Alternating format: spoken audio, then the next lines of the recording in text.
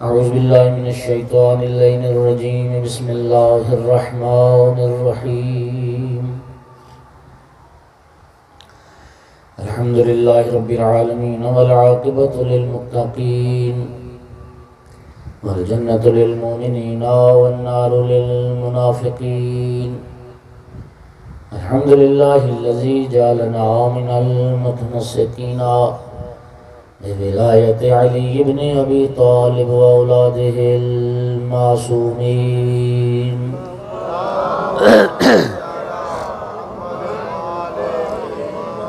الحمد لله الذي جعلنا من الباقين على سيد الشهداء وأولاده وأصحابه المظلومين. الصلاة والسلام والتحية والإكرام على رسوله الكريم شفيع المذنبين آنس الغريبين ورحمة للعالمين. أعني على العبد المؤيد الرسول المسدد المحمود الأحمد المصطفى الأمجد أبا القاسم محمد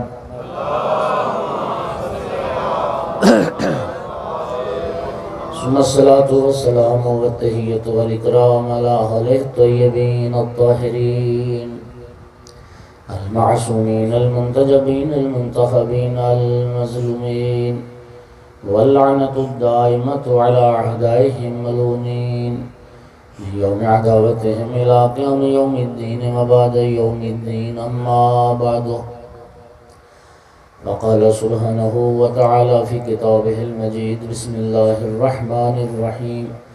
يا أيها الذين آمنوا إذا ناجيتم الرسول فقدموا بين يدي نجواكم صدقة ذلك خير لكم وأطهر فإن لم تجدوا فإن الله غفور رحيم. صلوات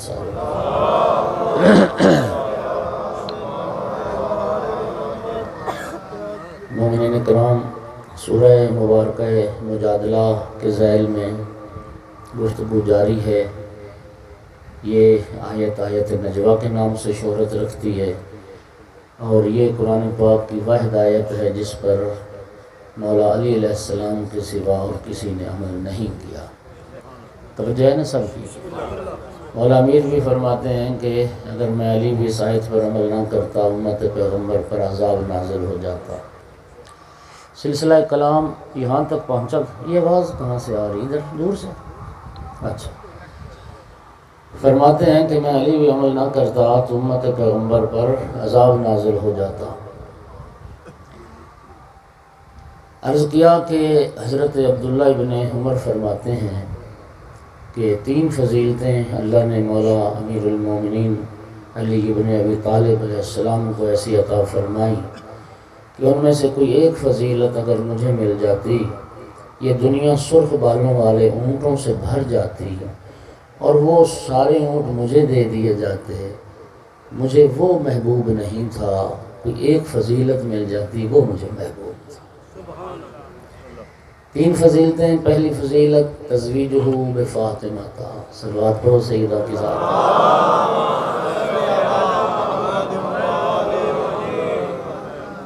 رسول اللہ نے جو اپنی لخت جگر کا عقد کیا مولا امیر المومنین کے ساتھ، یہ ایسی فضیلت ہے جو مولا علی علیہ السلام کے سوا اور کسی کے حصے میں نہیں آئی.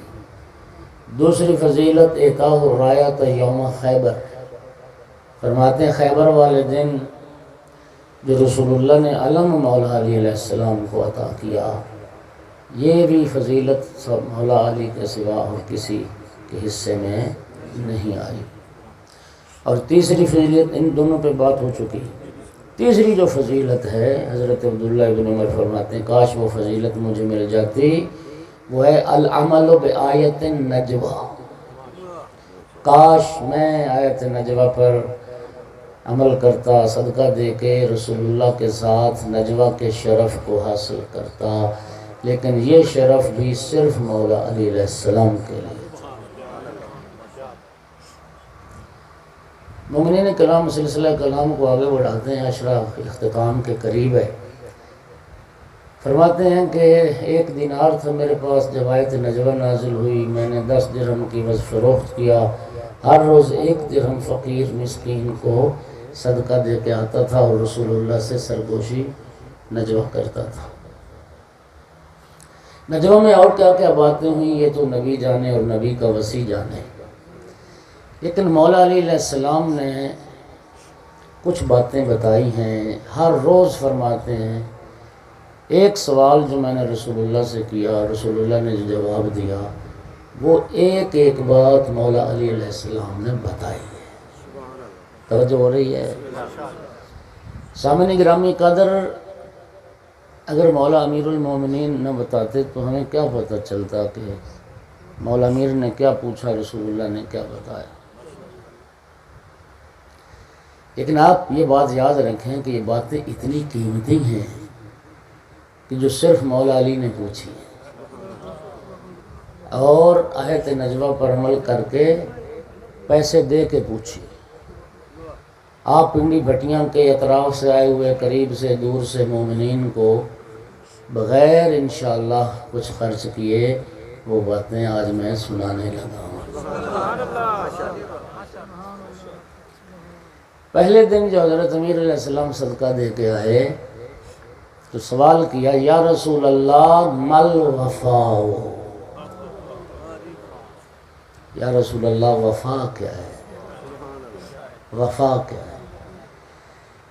وفا کی حقیقت کیا ہے؟ وفا کسے کہتے ہیں؟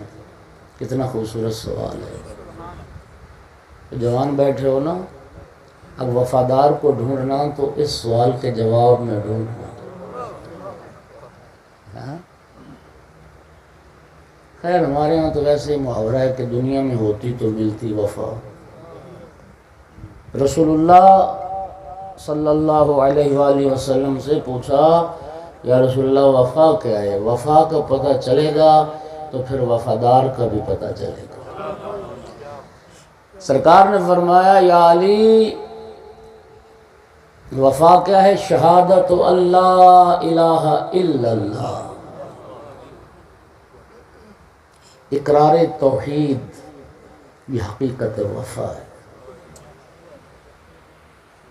اللہ تعالیٰ کی وحدانیت کی گواہی، اس بات کی گواہی کہ میں اللہ کے سوا کسی کو لائق عبادت نہیں سمجھتا۔ اشہدو، میں گواہی دیتا ہوں، اللہ الہ، کہ کوئی لائق عبادت نہیں ہے الا اللہ۔ جانتے ہو یہ کلمہ، یہ کلمہ لا الہ الا اللہ، یہ کتنا قیمتی کلمہ ہے۔ نبی کریم نے فرمایا، افضل الذکر لا الہ الا اللہ، سب سے افضل ذکر وہ توحید کا ذکر ہے اور وہ لا الہ الا اللہ کا کلمہ ہے۔ نبی کریم صلی اللہ علیہ وآلہ وسلم، صلوات پڑھو سارے بلند آواز سے۔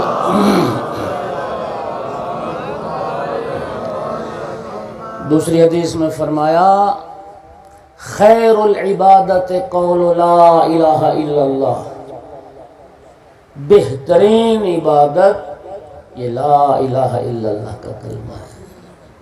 بہترین عبادت یہ اقرار توحید ہے اور کلمہ توحید ہے۔ اور مومنین یہی وجہ ہے، جتنے انبیاء آئے سب کی جو پہلی دعوت تھی وہ دعوت توحید تھی۔ لوگوں کو سب سے جو پہلا پیغام اللہ کے انبیاء نے دیا وہ توحید کا پیغام۔ نبی کریم صلی اللہ علیہ وآلہ وسلم دعوت ذوالعشیرہ میں کھڑے ہو کے فرمایا تھا، میری قوم، کوئی فرد اپنی قوم کے لیے، کوئی لیڈر اپنی قوم کے لیے اس سے بہتر پیغام نہیں لایا جو میں تمہارے لیے لایا۔ اور فرمایا پہلا پیغام یہی تھا، قولوا لا الہ الا اللہ تفلحوا۔ ارباب دانش ذرا لطف لینا، علامہ علی نقی نے کمال کا ترجمہ کیا ہے نبی پاک کی اس حدیث کا۔ وہ فرماتے ہیں کہ یہ جو سرکار فرماتے ہیں نا، قولوا لا الہ الا اللہ، کہو لا الہ الا اللہ، فرماتے نہیں، یہ غلط ترجمہ۔ قولو کا ترجمہ یہاں پر کہو نہیں ہے کہ لا الہ الا اللہ کہو فلاح پا جاؤ گے. وہ فرماتے ہیں قولو لا الہ الا اللہ، قائل ہو جاؤ کہ اللہ کے سوا کوئی لائق عبادت نہیں. ہر بندہ تو ہر بات کا مزہ لیتا ہی نہیں بھائی. زبان سے کہنا اور ہوتا ہے لیکن قائل ہوتا ہے بندہ اپنے عمل سے، قائل ہوتا ہے بندہ اپنے کردار سے. ایک بندہ لا الہ الا اللہ پڑھتا ہے، صبح صبح اٹھ کے ایک پیر کی فوٹو کو سجدہ کرتا ہے. سواد نہیں آگے لا الہ الا اللہ پڑھنا. تو اقرار تو یہ کر رہا ہے کہ اللہ کے سوا کوئی لائق عبادت نہیں، اور تو کسی بندے کے قدموں میں سر رکھ کے بیٹھا ہے. اس سے بڑا شرک کا مظاہرہ ہو کیا سکتا ہے؟ بولو یار. وہ کسی درخت کو سجدہ کر رہا ہے، کوئی کسی قبر کو سجدہ کر رہا ہے، وہ کسی بندے کو سجدہ کر رہا ہے. یہ اقرار توحید ہے، یہ منافقت ہے، توحید نہیں ہے. تو اپنے عمل اور کردار سے واضح کر کے میں اللہ کے سوا کسی کو لائق عبادت نہیں سمجھتا. اس لیے فرمایا اس کا معنی قائل ہو جاؤ کہ اللہ کے سوا کوئی لائق عبادت. اور یہ معمولی کلمہ ہے، سامن الجنت لا الہ الا اللہ. رسول اللہ نے فرمایا جنت کی قیمت یہ کلمہ توحید ہے، لا الہ الا اللہ. قائل ہو جاؤ. اس لیے اقبال نے بھی کہا، بڑا صاحب معرفت انسان تھا، وہ کہتا ہے زبان سے کہہ بھی دیا لا الہ تو کیا حاصل، دل و نگاہ مسلمان نہیں تو کچھ بھی نہیں. تو نے جب دل سے اقرار توحید نہ کیا تو پھر زبان سے کہنے سے بھی کچھ حاصل نہ ہو. زبان سے کہنا کافی نہیں. انسان توحید پرست بنے زبان سے نہیں، اپنے اعضاء و جواہر کے ساتھ، اپنے پورے وجود کے ساتھ پتہ چلے کہ یہ اللہ کے سوا کسی کو لائق عبادت نہیں سمجھتا. اور لا الہ کی عملی تفسیر کا میدان کربلا. اگلی بات سنو گے جوانوں. یہ جو کلمہ توحید نعمان بن ثابت سے امام جعفر صادق علیہ السلام نے سوال کیا کہ وہ کون سا کلمہ ہے جس کا آدھا کفر ہے آدھا ایمان ہے، نصف کفر ہے نصف کلمہ ایمان ہے. نعمان جواب دینے سے عاجز رہا. امام صادق علیہ السلام نے فرمایا وہ کلمہ توحید ہے. اس کے دو حصے ہیں، آدھا حصہ ہے لا الہ اور آدھا حصہ الا اللہ. فرمایا جو صرف لا الہ پہ رک گیا کہ کوئی لائق عبادت ہے ہی نہیں وہ کافر ہو گیا، لیکن جس نے لا الہ کے بعد الا اللہ پڑھا وہ مومن ہو گیا. ماشاءاللہ. لطف لو اگلی بات جو کرنے لگا ہوں بڑی قیمتی. اللہ گواہ ہے الا اللہ پڑھنا مشکل نہیں، لا الہ پڑھنا مشکل ہے. نہیں آپ نے ساتھ نہیں دیا جتنی مجھے توقع تھی. اللہ کا اقرار مشکل نہیں، جھوٹوں کا انکار مشکل ہے. اب میں اگلی بات کرنے لگا ہوں، بخدا آپ حیران ہو جائیں گے. مکہ کے جو مشرک اور کافر تھے وہ بھی اللہ کو مانتے تھے. قرآن سے آیات پیش کرنے لگا ہوں. مکہ کے مشرک کافر اللہ کو مانتے تھے. عجیب بات ہے نا، اللہ کو مانتے ہیں پھر بھی مشرک. اللہ کو مانتے ہیں پھر بھی مشرک. کیوں؟ قرآن کی آیتیں 3 آیاتیں، ایک پڑھتا ہوں. اللہ فرماتا ہے وَلَئِن سَأَلْتَهُم مَّنْ خَلَقَ السَّمَاوَاتِ وَالْأَرْضِ لَيَقُولُنَّ اللَّهُ. محبوب اگر آپ ان مشرکین مکہ سے سوال کریں کہ ارض و سما کا خالق کون ہے تو ضرور بر ضرور کہیں گے کہ اللہ. مشرک مکہ والے ارض و سما کا خالق اللہ کو مانتے ہیں لیکن ہیں پھر بھی مشرک اور کافر. وجہ وہ اللہ کو بھی مانتے ہیں، ساتھ 360 اور بھی مانتے ہیں۔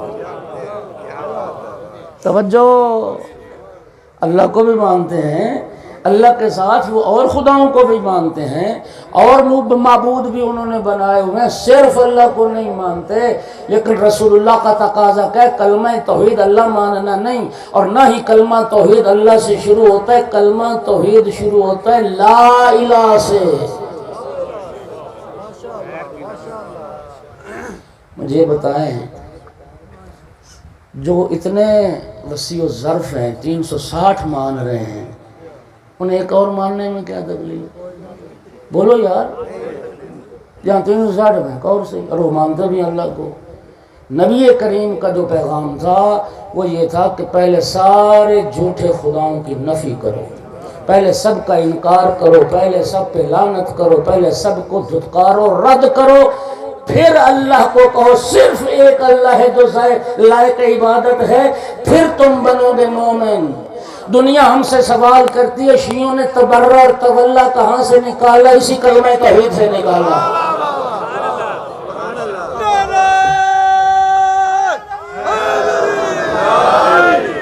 ہاں، لوگ کہتے ہیں جی ہم بھی اہل بیت کو مانتے ہیں، ہم بھی اہل بیت سے محبت کرتے ہیں۔ اور میرا بھائی، اہل بیت سے محبت کافی نہیں، اہل بیت کے دشمنوں پہ پہلے لعنت کر، اہل بیت کے مقابلہ کرنے والوں کو پہلے رد کر، ان کا انکار کر، پہلے کہے جھوٹوں پہ لعنت، پھر کہے علی حق ہے۔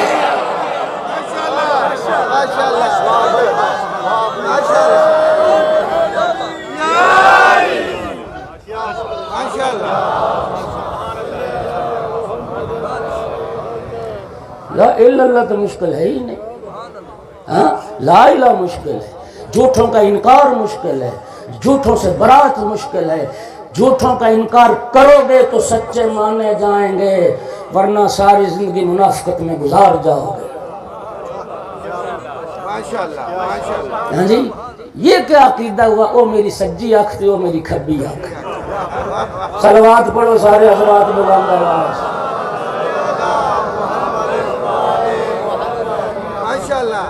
نہیں سمجھ آئی؟ لا الہ مشکل ہے۔ اور یہ جو خواجہ اجمیر نے کہا، آپ کیا سمجھتے ہیں کہ یہ ضرورت شعری کی بنیاد پر تھا؟ یہ خواجہ اجمیر کی معرفت کو سلام ہے، جنہوں نے کہا حقا کے بنا لا الہ است حسین، پورا کلمہ نہیں، صرف لا الہ، حقا کے بنا لا الہ است حسین، جھوٹوں کا انکار کرنے کی بنیاد حسین ہے۔ یزید کو رد کیا، یہ گردن کٹ سکتی ہے، یزید کے سامنے جھک نہیں سکتی، یہ لا الہ پڑھنے والے ہی باطل کا انکار کرتے ہیں۔ یہ آیت الکرسی میں کیا پڑھتے ہو؟ کہتے ہیں جی ہم اہل بیت کو بھی مانتے ہیں۔ قرآن اہل بیت کو بھی ماننے کی بات نہیں کرتا۔ آیت مودت پڑھو، واضح ہو جائے گا، قرآن اہل بیت کو ہی ماننے کا حکم دیتا ہے۔ اہل بیت کے مقابلے والے سب کو کنڈم کرو، سب کو رد کرو، پھر سچے کو مانا جائے، اس کو ماننا کہتے ہیں۔ یہ لا الہ ہی تو مشکل تھا۔ اقبال نے بھی کہا نا، ان کے زیر تیغ گوید لا الہ، ان کی از خونش بے روید لا الہ، ان کے بخشد بے یقین را یقین، ان کے لرزد از سجود او زمین۔ حسین ابن علی وہ ہے جس نے زیر خنجر بھی کہا لا الہ۔ حسین ابن علی جس کے خون سے لا الہ پروان چڑھا۔ کون حسین ابن علی؟ جو بے یقینوں کو یقین کی دولت عطا کرتا ہے۔ کون حسین ابن علی؟ جس کے سجدے سے زمین کربلا لرزتی ہے۔ کیا آپ سمجھتے ہیں کہ بس لا الہ الا اللہ سبحان اللہ پڑھ لیا تو جنت کی قیمت ہو گئی؟ رب کریم نے ایسے ہی رسول اللہ نے ایسے ہی اس کلمہ توحید کو ثمن الجنت قرار دیا، جنت کی قیمت قرار دیا۔ لا الہ الا اللہ تو جنتی ہو گیا۔ اس لا الہ کے تقاضے ہیں۔ بات سمجھ آئی یا نہیں آئی؟ یہ لا الہ ایسے افضل عبادت نہیں ہے۔ یہ لا الہ من قال لا الہ الا اللہ مخلصا دخل الجنہ، رسول اللہ کی حدیث ہے۔ جس نے خلوص کے ساتھ، صدق کے دل کے ساتھ، اور خلوص کا معنی امام صادق علیہ السلام نے یہی کیا، غیر اللہ، تمام غیر اللہ کی نفی رد کر کے جس نے اللہ کو مانا دخل الجنہ۔ اور ایک حدیث میں فرمایا، گھبرا تو نہیں نہ، ایک حدیث میں فرمایا، ایمان سے بتاؤ صلوات اس طرح پڑھنے کا حق ہے؟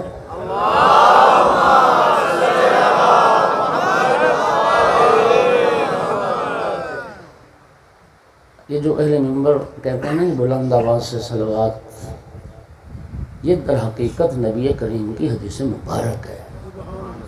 سرکار نے فرمایا ارفعوا اصواتکم بالصلاۃ علیہ، جب مجھ پہ درود پڑھا کرو اپنی آوازوں کو بلند کیا کرو، بلند آواز سے صلوات کرو۔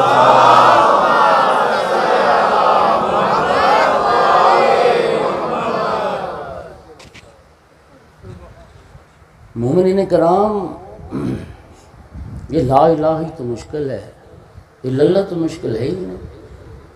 اور کلمہ توحید اللہ کے وجود سے شروع ہی نہیں ہوتا، لا الہ سے شروع ہوتا ہے، پہلے جھوٹوں کا۔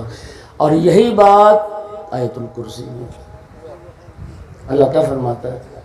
فَمَن يَكْفُرْ بِالطَّاغُوتِ وَيُؤْمِن بِاللَّهِ فَقَدِ اسْتَمْسَكَ بِالْعُرْوَةِ الْوُثْقَىٰ۔ قرآن ہے، اللہ فرماتا ہے پہلے جھوٹوں کا، جو طاغوت کا انکار کرے، فَمَن يَكْفُرْ بِالطَّاغُوتِ، پہلے طاغوت کا انکار کرے، وَيُؤْمِن بِاللَّهِ، پھر اللہ پر ایمان لائے، پھر کہے کہ میں اللہ کو مانتا ہوں، فَقَدِ اسْتَمْسَكَ بِالْعُرْوَةِ الْوُثْقَىٰ، وہی شخص ہے جس نے مضبوط سہارے کو پکڑ لیا۔ جی بعض لوگوں کا یہ عقیدہ ہے نا جی، وہ اللہ اللہ بھی کر لیتے، رام رام بھی کر لیتے۔ صلوات پڑھو ذرا سارے حضرات،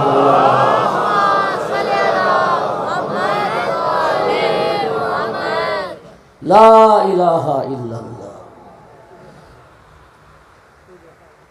آپ مجھے بتائیں، زبان پر لا الہ الا اللہ ہو اور عمل سے انسان شرک کا مرتکب ہو رہا ہو، تو اس نے خلوص کے ساتھ پڑھا ہے لا الہ الا اللہ؟ نہیں پڑھا۔ خلوص کے ساتھ، نبی کریم کی حدیث ہے، جس انسان کا دنیا میں آخری کلام موت سے پہلے آخری بات زبان پر ہوگی لا الہ الا اللہ، جنت داخل ہونے میں صرف موت کا فاصلہ، جنت داخل ہونے میں صرف موت مانے۔ یہ توحید ہے۔ اور کریم کربلا وہ مقام ہے جہاں امام حسین علیہ السلام نے اس عقیدہ توحید کو پختہ کیا ہے۔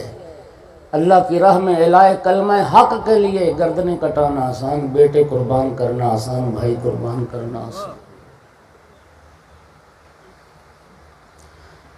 آخری سنیے گا، مولا حسین علیہ السلام کی، چونکہ مولا کا ذکر ہے تو مولا کا پیغام سنو۔ دعائے عرفہ امام حسین علیہ السلام کی وہ دعا ہے جو معرفت توحید کا سمندر ہے۔ اس دعائے عرفہ کا ایک جملہ ہے، الہی، خدا کی قسم کیا جملہ ہے۔ بارگاہ رب العزت میں مولا حسین علیہ السلام عرض کریں، الہی مَلَّذِي فَقَدَ مَنْ وَجَدَكَ وَمَاذَا وَجَدَ مَنْ فَقَدَكَ، معبود جس نے تجھے کھو دیا اس نے کیا پایا، اور جس نے تجھے پا لیا اس نے کیا کھویا۔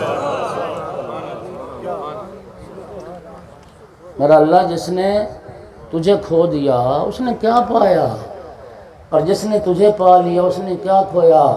معبود ساری کائنات کھو کر، جس نے تجھے پا لیا اس نے سب کچھ پا لیا، اور ساری کائنات حاصل کر کے جس نے تجھے کھو دیا اس نے سب کچھ کھو دیا، اس نے سب کچھ کھو دیا۔ کلمہ توحید، سرکار نے فرمایا یا علی حقیقت وفا کلمہ توحید ہے، گواہی دینا کہ اللہ کے سوا کوئی لائق عبادت نہیں ہے، یہ حقیقت وفا ہے۔ وفا سمجھ آئے گی تو وفادار بھی سمجھ آ جائے گا۔ جن کی زندگیاں اس توحید کے لیے گزری ہیں نا، ان سے بڑا وفادار کائنات میں کوئی نہیں۔ توجہ ہو گئی؟ اب سنیے، شہنشاہ عرب و عجم، والی خراسان، امام رضا علیہ السلام،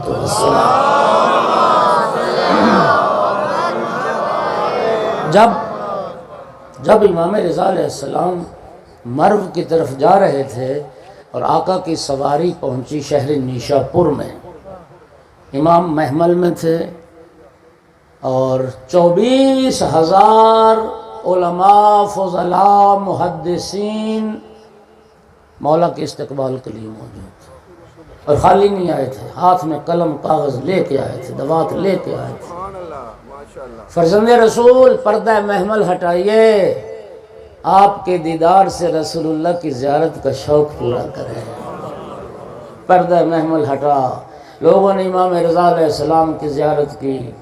جب آقا کی زیارت کی، فرط جذبات سے رونے لگ گئے، مولا کو دیکھتے جاتے تھے، عشق و محبت میں رو رہے تھے، رونے کی صدائیں بلند تھیں۔ کچھ دیر کے بعد جب سناٹا ہوا، ماحول پرسکون ہوا، ان محدثین نے عرض کی، ان علماء نے عرض کی، فرزند رسول آپ کی زیارت سے رسول اللہ کی زیارت کا شوق تو پورا ہو گیا، اب آپ اپنے جد کی کوئی حدیث بیان فرمائیں تاکہ آپ کا لہجہ سن کے لہجہ رسالت سننے کا بھی شوق پورا ہو جائے۔ امام رضا علیہ السلام نے اس حدیث کو بیان کرنے سے پہلے حدیث کی سند کو بیان کیا۔ فرمایا لوگو سنو، میں نے یہ حدیث اپنے والد بزرگوار امام موسیٰ کاظم علیہ السلام سے سنی۔ نہیں، یہ فضا گونجنی چاہیے ذکر صلوات کے ساتھ۔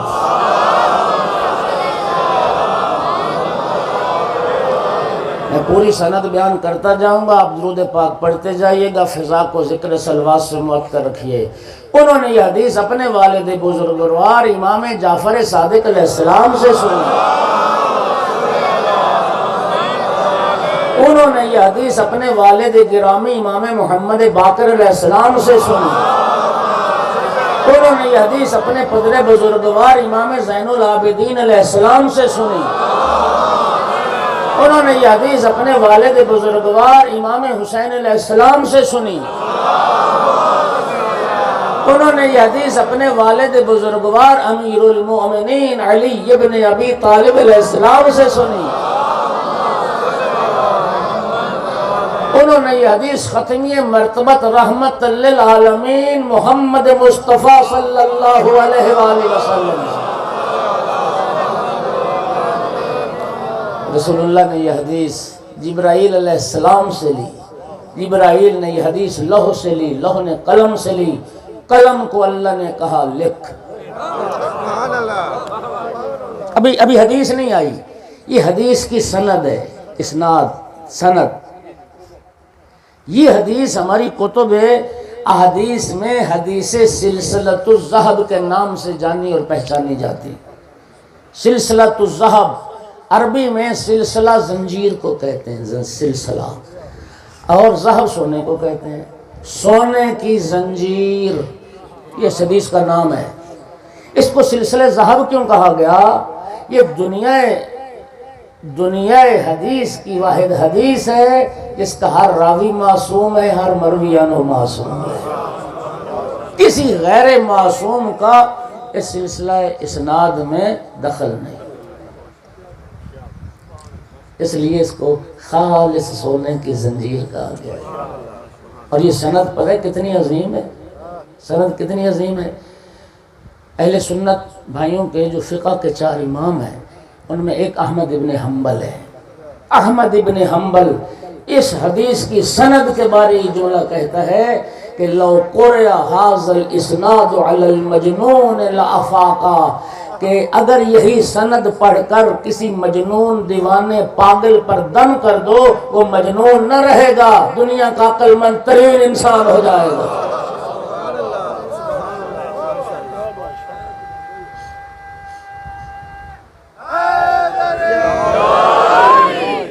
جس پر یہ صرف سند پڑھ کے دم کر دی جائے، اتنا عظیم سلسلہ سند ہے، ہر راوی معصوم ہے۔ اس سے معلوم ہوا کہ اہل بیت کے جو مکتب کے پیروکار ہو، خوش نصیب ہو، خدا کی قسم جتنا کلام، جتنا دین خدا، پیغام خدا پہنچا ہی نہیں، معصومین کے ذریعے سے پہنچا۔ اللہ رب العزت فرماتا ہے، اب وہ حدیث ہے، در حقیقت یہ حدیث قدسی ہے۔ اللہ رب العزت فرماتا ہے کلمۃ لا الہ الا اللہ حسنی، یہ لا الہ الا اللہ کا جو کلمہ ہے یہ میرا قلعہ ہے۔ من قال لا الہ الا اللہ داخل حسنی، جو پڑھ لے گا لا الہ الا اللہ وہ میرے قلعے میں داخل ہو جائے گا۔ اور پھر ومن داخل حسنی آمن من عذابی، اور جو میرے قلعے میں آ جائے گا وہ میرے عذاب سے بچ جائے گا۔ یہاں تک امام نے حدیث مکمل کی، سواری نے 2 قدم اٹھائے، امام رضا علیہ السلام نے پھر لوگوں سے فرمایا ایھا الناس بشرطها وشروطها، یہ کلمہ توحید، یہ لا الہ الا اللہ کا کلمہ اللہ کے عذاب سے بچانے کا قلعہ ضرور ہے، لیکن یاد رکھنا اس کلمہ توحید کی کچھ شرائط بھی ہیں، اور ان شرائط میں سے ایک شرط میری ولایت و امامت کا اقرار کرنا ہے۔ اس کلمہ توحید کی کچھ شرائط ہیں۔ لا الہ الا اللہ کے ساتھ رسول اللہ کی رسالت کا اقرار بھی شرط ہے۔ اگر کوئی لا الہ الا اللہ پڑھتا ہے محمد الرسول اللہ نہیں پڑھتا، آقا کے رسالت کا قائل نہیں ہے، اس کو لا الہ الا اللہ پڑھنا کوئی فائدہ نہیں دے سکتا۔ محمد الرسول اللہ کے بعد مولا علی علیہ السلام سے لے کر امام ہادی مہدی عجل اللہ فرجہ الشریف تک 12 معصوم امام جو رسول اللہ کی گھرانے سے اور رسول اللہ کی نسل سے ہیں، ان 12 اماموں کی امامت کا، ولایت کا عقیدہ اور اقرار اسی کلمہ توحید کی شرط ہے۔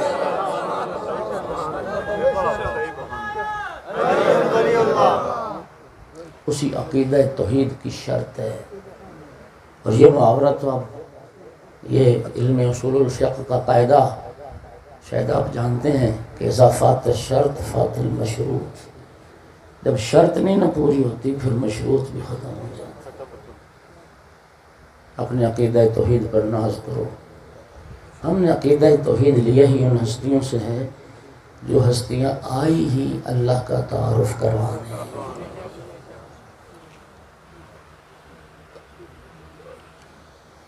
مظلوم کربلا کا قافلہ کربلا کی طرف رواں دواں ہے۔ ایک منزل پر امام حسین علیہ السلام کی آنکھ لگی،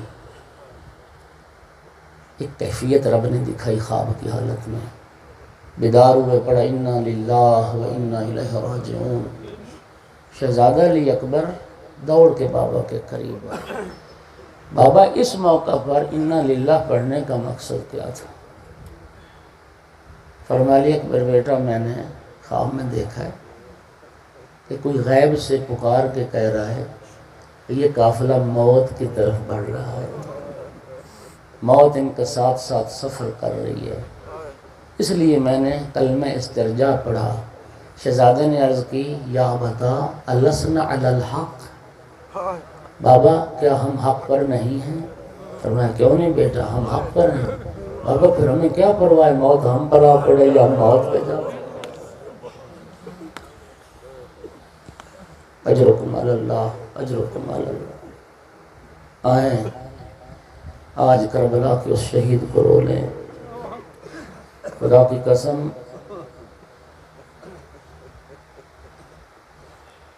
کربلا کا وہ شہید ہے جس کا ذکر سن کے دشمن روئے، شہزادہ علی اکبر۔ اہل سنت بھائی میری مجلس میں بہت سارے بیٹھے ہیں، میں سید ہونے کی حیثیت سے بھی اور ایک نوکر حسین ہونے کی حیثیت سے بھی میں آپ کا شکر گزار، میں آپ کا شکریہ ادا کروں۔ آپ میرے جد مظلوم کی صف عزا پہ آئے، مولا حسین کا نانا راضی ہو آپ سے، بیٹا تو رسول کا۔ میں آپ کی عقیدت کو سلام کرتا ہوں۔ یہ محرم سفر ختم ہوگا، ربیع الاول کا مہینہ آئے گا، پورے ملک میں میلاد النبی کے جلسے جلوس ہوں گے، پورے ملک کو ہمارے اہل سنت بھائی سبز جھنڈیوں سے سجاتے ہیں، ان پر نہ رسول پاک کی نالین کا نقش بنا ہوتا ہے، بیج بنے ہوتے ہیں۔ میلاد کے مہینے میں آپ دیکھتے ہیں وہ نالین جوتا، رسول ایک فرضی تصویر بنائی ہوئی ہے کہ نبی کریم کا جوتا اس نقشے کا تھا، وہ سینے پر سجاتے ہیں، ان کے جھنڈے بناتے ہیں، جھنڈیاں بناتے ہیں، گھروں میں سجاتے ہیں۔ یہ آپ کی عقیدت ہے کہ 1400 سال کے بعد نبی کریم کے جوتے کے ایک خاکے کو، ایک فرضی تصویر کو بھی بوسہ دیتے ہو، سینے سے سجاتے ہو؟ وہ کیسے مسلمان تھے جنہوں نے رسول کی جیتی جاگتی تصویر کو خاکوں کو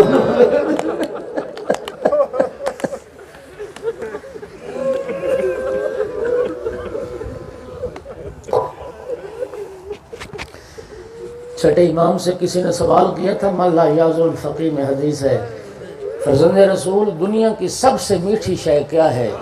امام صادق نے فرمایا جوان بیٹا۔ سائل نے سوال بدلا، مولا دنیا کی سب سے تلخ شے کیا ہے؟ فرمایا جوان بیٹے کی موت۔ نہج البلاغہ میں مولا امیر المومنین فرماتے موت الولد قاسمۃ الزہر، بیٹے کی موت باپ کی کمر توڑ کے رکھ دیتی۔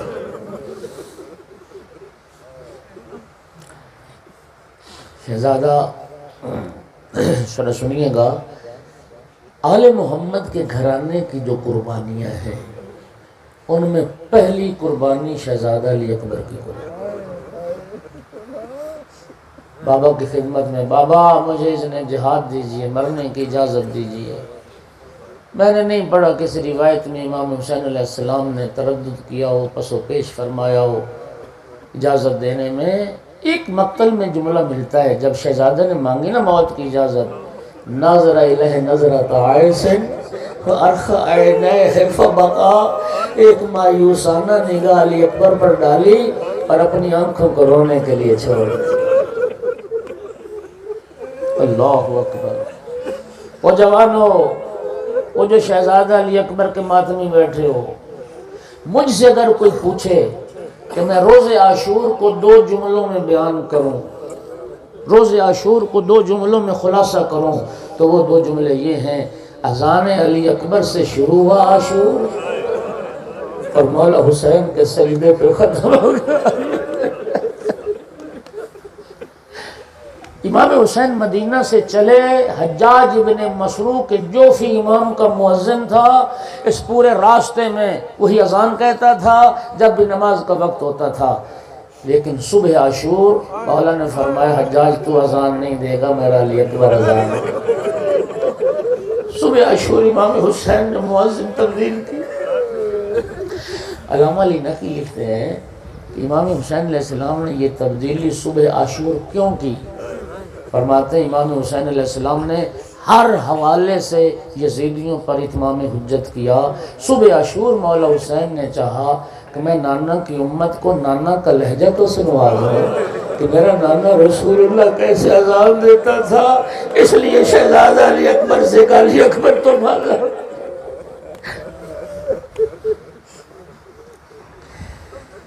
شہزادے کو خود مولا حسین علیہ السلام نے تیار کیا، زرہ پہنائی، تلوار لگائی، سر پر خود کی بجائے رسول اللہ کا امامہ رکھا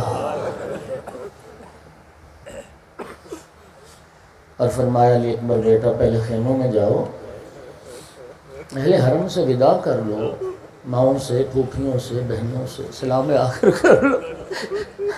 اس خیمے میں آئے جہاں بیمار بھائی بستر بیماری کا سید الساجدین غشی کی حالت میں تھے، بیدار کرنا مناسب نہ سمجھا، بھائی کے قدموں پہ بوسہ دے کے خیمے سے نکلے۔ پھوپھی اماں جب میرا بھائی سجاد بیدار ہو نا میرے سلام کہہ دینا سجاد۔ بہنوں پھوپھیوں کے خیمے میں خدا کی قسم ارباب مقاتل نے لکھا نبی زادیوں نے حلقہ باندھ کے ماتم کیا جب شہزادہ آخری سلام کر کے چلنے لگا۔ بیویاں ماتم کر کے کہتے تھے علی اکبر ہماری غربت پر ترس کھا، علی اکبر ہمیں کس کے سہارے چھوڑے جاتے ہو۔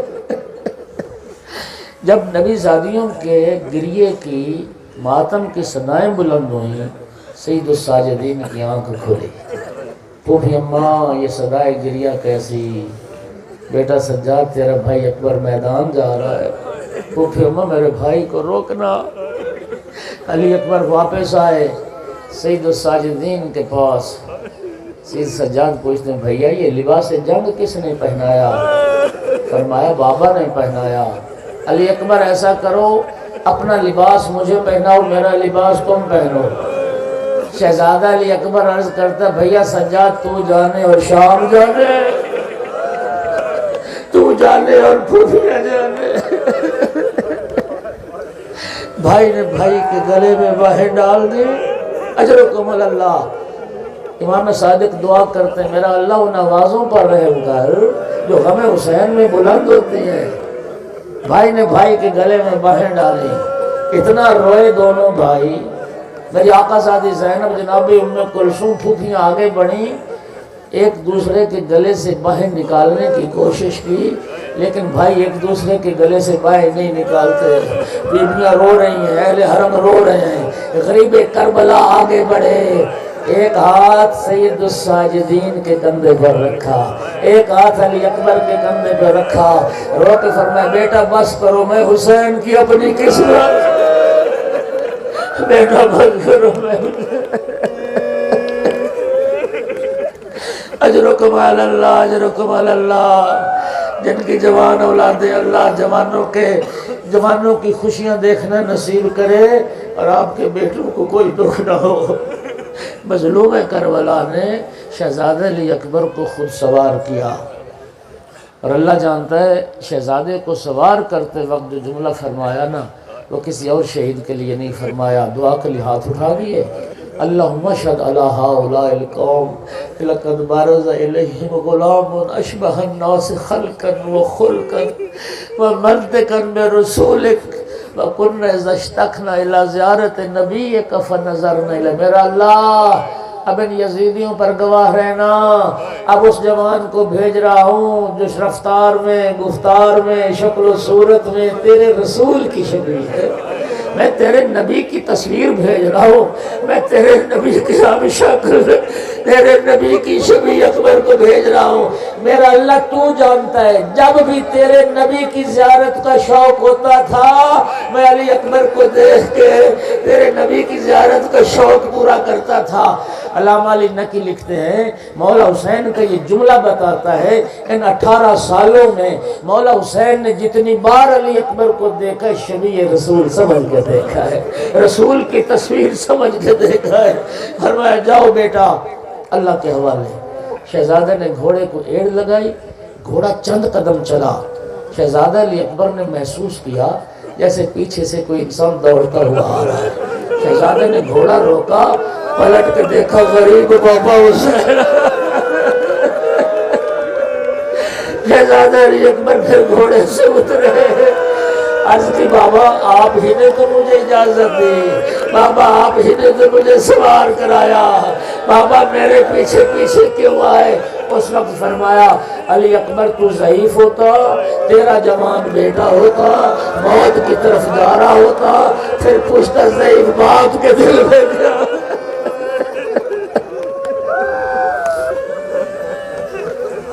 اجرکم علی اللہ، اجرکم علی اللہ۔ خدا جانتا ہے کوشش کرتا ہوں بغیر مطالعے کے، بغیر پڑھے کوئی بات نہ کروں۔ یقین کیجئے گا جب یہ شہیدان کربلا کے سر نیزوں پر سوار تھے نا اور بازار سے گزر رہے تھے شام سے، ایک بوڑھی عورت نے جب شہزادہ علی اکبر کا سر دیکھا، اپنے پاس موجود عورتوں سے کہتی ہے، بیویوں میں ایک دعا کرتی ہوں تم آمین کہو۔ اس مستور نے پتہ دعا کی میرا اللہ اس جوان کی ماں پہلے مر گئی ہو۔ جب یہ جوان میرا اللہ اس کی ماں پہلے مر گئی ہو، عزادار عمر سے آواز آئی ام لیلہ زندہ ہے، میرا اکبر میری نگاہوں کے سامنے۔